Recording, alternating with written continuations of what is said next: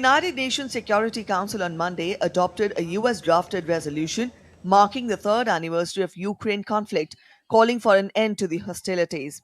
The US resolution received 10 votes in favor, while France, Britain, Denmark, Greece, and Slovenia abstained. Until now, the 15-member council has been unable to take any action on the conflict in Ukraine. The short resolution mourns the loss of life in Russia-Ukraine conflict, reiterates the UN's purpose is to maintain international peace and security and peacefully settle disputes, and also urges a swift end to the conflict.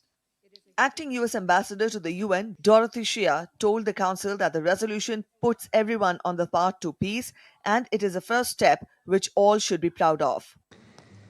This resolution puts us on the path to peace.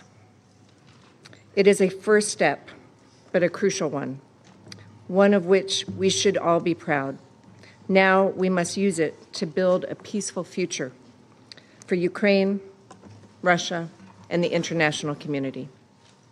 Britain's UN Ambassador Barbara Woodward told the Council that the terms of peace in Ukraine matter. And the terms of the peace must send a message that aggression does not pay. This is why there can be no equivalence between Russia and Ukraine in how this Council refers to this war. If we are to find a path to sustainable peace, the Council must be clear on the war's origins. Earlier on Monday, the UN General Assembly rejected a US drafted resolution, which was later passed only after being amended to the state. The General Assembly also adopted a European-backed Ukrainian resolution condemning the conflict as a violation of the UN Charter.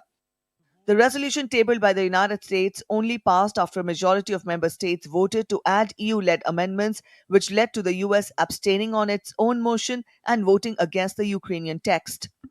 We need to reconfirm that the aggression should be condemned and discredited, not rewarded. Our position must include substantive elements and ensure that any future peace initiatives aligns with the principles of the UN Charter. However, the text in the original US resolution was passed hours later in the Security Council, the first to do so since the start of the conflict in Ukraine. The two General Assembly draft resolutions put before the UN member states during the morning session both ostensibly called for peace and an end to the conflict, but diverged fundamentally. Anamika Pandey's report, TD India.